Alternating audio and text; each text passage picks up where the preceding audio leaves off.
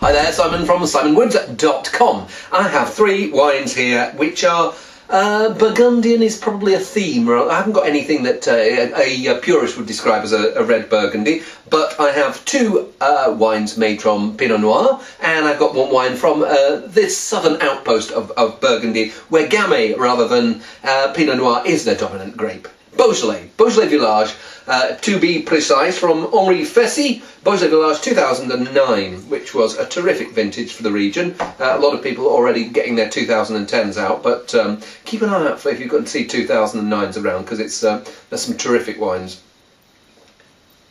Well, this smells like it's going to be pretty good. It's got that warm summer pudding character. I know summer pudding is supposed to have it cold, but it's got that bramble, earthy, plum, plum, cherry, raspberry, loganberry, blackberry, those types of fruit done so they've gone ever so slightly puddingy. I suppose if you imagine shoving them into a pan with a touch of sugar and just stirring them around but not for very long, a minute or less, and the aromas that you're getting from there, you're getting those here, maybe with a bit more warmth and earthy generosity.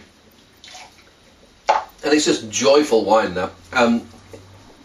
It's got this wealth of these berries, plums, cherries, all that lot going on. It's fresh, it's zesty, it's almost as it says to me, bring me some merguez sausages and yeah, people say what should you have for a barbecue, and the sort of reds that people often suggest are like these big beefy, what I call the bodybuilder wines, which are, I'm tired of them, I'm bored with them, they're so turgid, I don't want to drink them, but I want to drink something lively and sprightly like that, and very juicy, very tasty, under a tenner, bargain, fill your boots.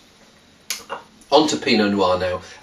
We've got 2 Pinot Noirs, one from New Zealand, one from Australia. Now, should I do the New Zealand one first or the Australian one first? Well, I'd normally think I'll do the New Zealand one first, but then I looked at the alcohol, and the New Zealand one is 1% higher than the Australian.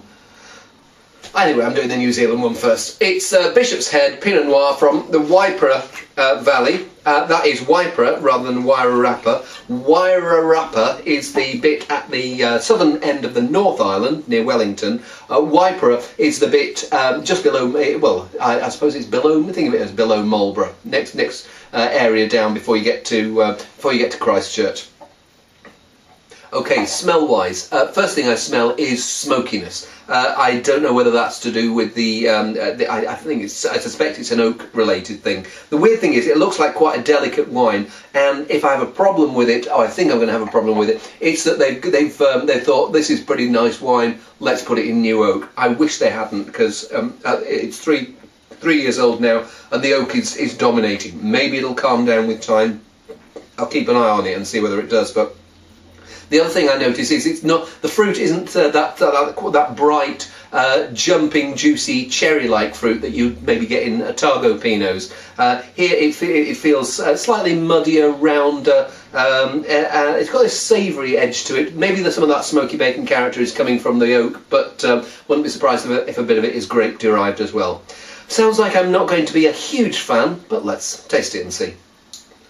It's a light wine, and the oak is too heavy for it. There's that charred, smoky character, just seems to overtake the wine. I will keep an eye on it, I will report back in and taste it tomorrow. But at the moment, it's just what seemed like quite nice, gentle, ever so slightly jammy strawberry flavours are being smothered by this smoky oak sheen. Hey, let's see whether we do better in Australia with Tapa Napa. And this is their Foggy Hill from the Fleurieu Peninsula, which is the bit below McLaren Vale, and I think they're reasonably high up here. What does it say on here? I think it's got a height here, 350 metres. And Tapa Napa is the venture from Brian Crozer and the Bollinger people and Jean-Michel Cars from Bordeaux. And I did get them the right way around. This has got, it's funny, it's a percent lower in alcohol, but it's got more weight and it's got more presence. It's got more smoky smokiness that you want to have in a wine rather than smokiness that slightly smothers the fruit. The fruit underneath it seems to have this velvety, plummy, lush, rounded, rich berry character, but there's lots of what I call life beyond fruit. So there's Yeah, there's this truffly edge. The Pinot Noir for me should always have this sort of bit of knee tremble factor, and it wasn't in the Bishop's Head, it's here. Serious, earthy, touches of coffee, there's this fruit, but there's also this soil character, this slightly dusty minerality coming through.